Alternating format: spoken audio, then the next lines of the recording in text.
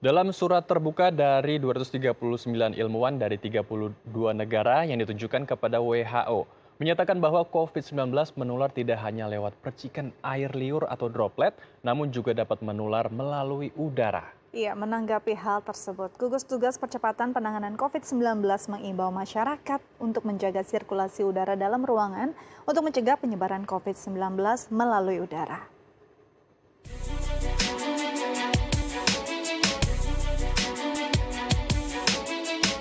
Dalam surat terbuka dari 239 ilmuwan dari 32 negara yang ditujukan oleh WHO, menyatakan adanya kemungkinan penyebaran virus COVID-19 melalui udara dan partikel tetesan kecil virus yang menyembur dari mulut atau aerosol. Pada konferensi pers Selasa 7 Juli 2020 di Jenewa, Swiss, WHO kemudian mengumumkannya kepada seluruh masyarakat menjadi peringatan untuk lebih waspada dan dapat ditindaklanjuti oleh Badan Kesehatan di berbagai negara. We have been talking about the possibility of airborne transmission and aerosol transmission as one of the modes of transmission of COVID-19.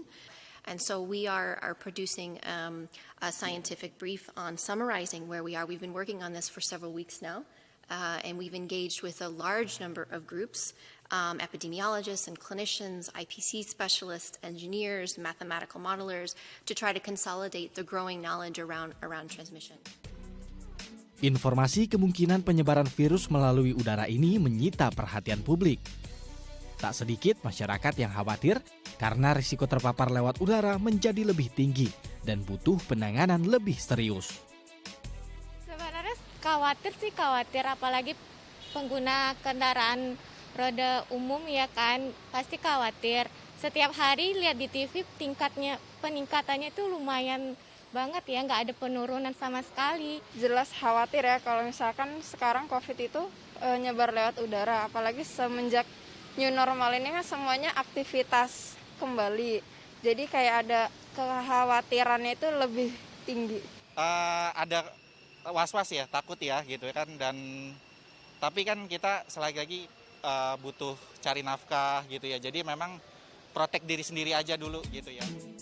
Sementara itu, dalam diskusi yang diselenggarakan oleh gugus tugas percepatan penanganan COVID-19 nasional mengenai penularan COVID-19 melalui udara pada Jumat lalu, penggunaan masker dan adanya sirkulasi udara di dalam ruangan menjadi hal penting untuk mencegah penyebaran COVID-19. Apalagi kalau kondisi udara dingin. Nah, namun begini, seandainya di tempat tertutup, namun kita menjaga jarak dan kita menggunakan masker, maka kemungkinan untuk menular itu menjadi jauh lebih kecil. Mengapa? Karena pada saat itu semua aktivitas yang berpotensi mengeluarkan virus, yaitu misalnya seperti saya berbicara saat ini ya, atau orang bernyanyi, atau orang batuk, itu kan akan mengeluarkan virus dari cipratannya, baik dari bersin dari hidung ataupun dari mulut, itu akan tertampung oleh masker kalau kita menggunakan masker. Jadi kalau ditanya pencegahannya, saya saran tetaplah gunakan masker. Novi Permatasari, Gunadi, Daai TV. Ya, lalu bagaimana menyikapi temuan para ilmuwan dunia perihal penularan virus corona atau COVID-19 melalui udara? Kita akan membahasnya bersama Profesor Ari Fahrialsyam selaku Guru Besar Penyakit Dalam FKUI. Selamat pagi Prof. Ari, apa kabar Prof? Selamat pagi, Prof. Selamat pagi, terima kasih, alhamdulillah. Terima kasih Mbak Dita, Mas Andrew. Baik, ini Prof ada persoalan yang cukup besar nih Prof ya. Beredar informasi penularan virus corona atau COVID-19 melalui udara yang sejak beberapa bulan sempat dinyatakan hoaks oleh pakar kesehatan. Lalu sekarang ini dikonfirmasi benar oleh WHO. Nah, agar masyarakat mendapatkan informasi yang jelas nih Prof, sebenarnya apakah tetesan kecil atau aerosol dari mulut penderita COVID-19 bisa bertahan mengambang di udara dalam waktu yang lama dan berpotensi menginfeksi orang lain saat partikel aerosol tersebut terhirup? Ini apakah sebenarnya benar-benar bisa menular melalui udara atau bagaimana Prof? Ya, mungkin saya bisa sampaikan dulu ya bahwa ini kan suatu COVID-19 ini adalah suatu penyakit baru ya, kemudian juga kita tahu bahwa ini memang baru terdeteksi di akhir Desember 2019, kemudian WHO juga menyampaikan baru secara bilang pandemi di akhir Januari 2020. Dan ini yang mesti saya sampaikan bahwa memang info update dari penyakit ini tuh memang bisa aja berubah. Dulu masih ingat nggak kita misalnya anjuran masker itu hanya untuk orang yang sakit. Kalau Iya. sekarang semua orang pakai masker misalnya. Nah kemudian dulu disebutkan bahwa ini kecil sampai saat ini tidak ditemukan airborne misalnya. Tapi tadi dengan perjalanan waktu riset-riset dilakukan akhirnya bisa ketahuan nih bisa ternyata riset-riset itu mendukung bahwa ada kemungkinan tadi. Tapi tadi kata-kata the possibility tetap ada. Karena ini kan belum dipastikan secara benar-benar. Ini baru dalam bentuk desain suatu desain memang didesain itu ruangan itu dalam ruang penelitian, kemudian dilemparkan udara yang mengandung virus, ternyata masih terdeteksi. Nah ini jadi note-nya adalah ini ada kemungkinan. Nah oleh karena itu kira-kira bagaimana sih? Jadi sebenarnya gini, kalau kita bicara soal droplet, ini kan seperti saya sekarang ini ngomong, itu sebenarnya ada sesuatu yang keluar, ya kemudian apalagi saya batuk atau bersin. Nah yang disebutkan tadi apakah ini airborne atau droplet itu ukuran dari partikelnya tersebut. Nah disebutkan tadi kalau ini misalnya suatu airborne itu dikurang dari 5 mikron, kecil sekali dia. Nah semakin kecil dia semakin bisa mengambang di udara. Nah ini catatan pentingnya bahwa ternyata sudah terbukti bahwa yang tadi yang bentuknya partikel kecil dalam airborne itu dia bisa bertahan di virus ini. Tapi ada syaratnya. Syaratnya apa? Kerumunan, ruang tertutup, sirkulasi yang tidak baik. Jadi kalau kita berada di udara terbuka nggak usah takut. Saat ini saya bilang. Kenapa? Karena tadi mengambangnya itu udah lepas kemana-mana gitu loh. Tapi kalau di dalam suatu ruangan tertutup, sirkulasinya nggak bagus, yang mengambangnya bisa bertahan beberapa lama dia di situ gitu. Jadi ini yang artinya kita ada informasi dan gugus tugas juga sudah menyampaikan tadi menenangkan masyarakat sebenarnya di satu sisi, tapi juga mengingatkan masyarakat. Karena sekarang kita juga lihat bahwa kecenderungan ini justru penularan terjadi itu sesama rekan kerja. Kenapa? Karena kita udah mulai abai.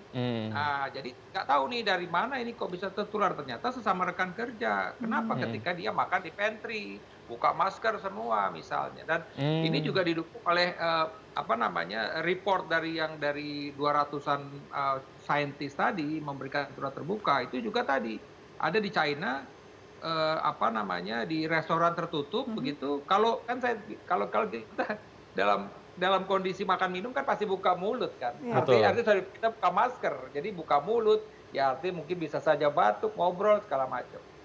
Jadi itu tadi basic salah satu reportnya adalah ketika di tracing, ini dari mana ini orang tertular? Oh ternyata kemungkinan dari kemungkinan dari restoran tersebut. Kenapa? Karena sirkulasi tidak baik, padahal sudah jaga jarak. Nah ini note-note seperti ini yang penting harus diketahui oleh masyarakat. Jadi artinya tadi kita mau lihat nih, ya kan kalau di beberapa tempat memang kita lihat lah ya seperti di Jepang, di apa segala macam itu kan restoran tempatnya rapat-rapat kecil dan ruangannya itu kayak sumpek lah dalam tanda petik karena memang mereka kan mungkin space itu mahal sekali gitu ya, bisa aja mungkin seperti itu kondisinya. Tapi oleh karena itulah maka kita lihat lagi nanti ketika kita berada di kerumunan, kemudian di tempat yang mungkin juga memang akhirnya kita kan yang kita pasti buka mulut itu kan atau buka mulut dan kita lepas masker itu kan pada saat kita makan. Nah, itu tadi lah saat ini menurut saya bukan waktu yang tepat apabila kita makan di restoran di mana memang suasananya sirkulasi udara nggak bagus, ruangannya juga terbatas gitu.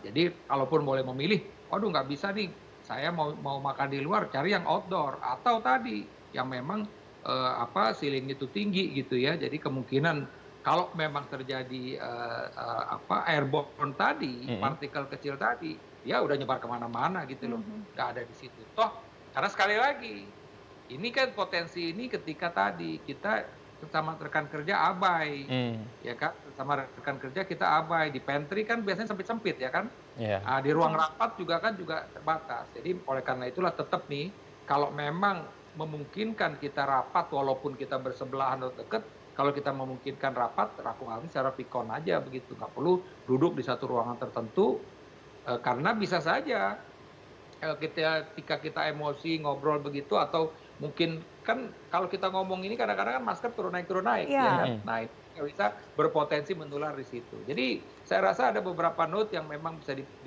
artinya pesan penting dari WHO ini yang menjadi pelajaran buat kita. Tapi kita nggak usah panik, tetaplah konsisten, pakai masker, jaga jarak, itu kuncinya. Oke, ini kalau kita lihat jaga jarak, apakah ada perubahan standar jaga jarak? Kalau dilihat tadi ini kan mengambang di udara, partikelnya begitu kecil. Kalau selama ini kita menjaga jarak, makan pasti tidak bisa dihindari. Apalagi sudah banyak pusat perbelanjaan yang buka, Betul. ada restoran di dalam sana dengan ruangan yang sirkulasi udaranya berputar di situ saja nih Prof. Nah, apakah ada standar tertentu untuk jaga jarak yang selama ini mungkin 1 meter atau lebih? Atau mungkin ada hal-hal tersendiri yang bisa dilakukan dalam kondisi yang terbaru ini Prof? Ya, jadi memang belum ada aturan baru, cuma memang diingatkan lagi potensi tersebut, sehingga memang menghindari kerumunan, satu, kemudian juga menghindari berada di sesuatu ruangan yang tertutup gitu loh, yang artinya tertutup sumpak gitu ya, artinya memang nggak bisa kita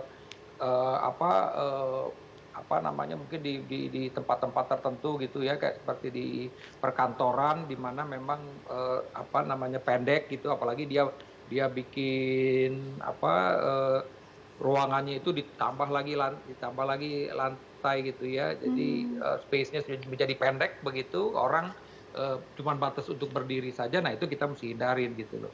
Jadi itu yang kita mesti lihat, artinya seperti gitu kondisinya.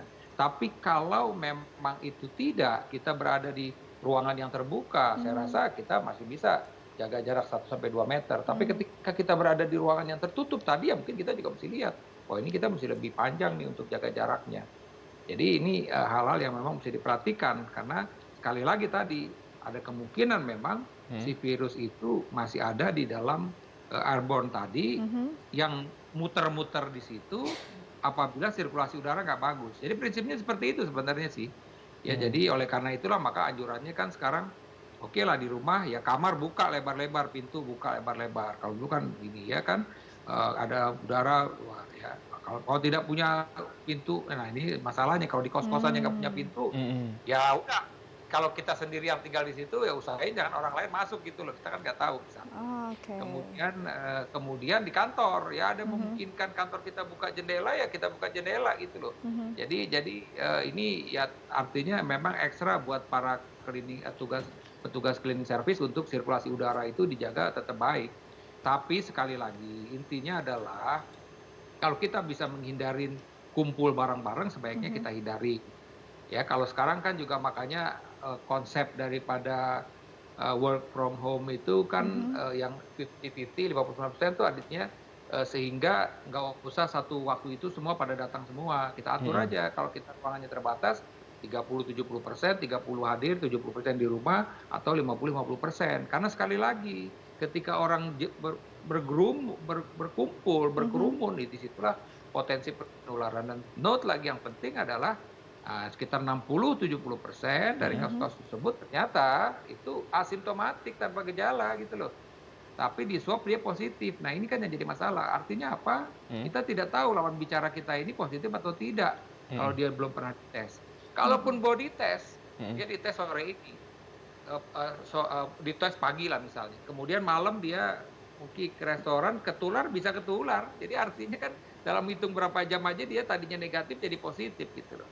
Jadi sekali lagi ya itu kuncinya adalah ya protokol kesehatan harus diterapkan ya buat diri kita dan teman kita yang ada di situ. Kadang-kadang begini, kita komitmen kita tinggi untuk benar-benar jagain kita, tapi orang teman kita tidak komitmen. Nah ini yang jadi susah.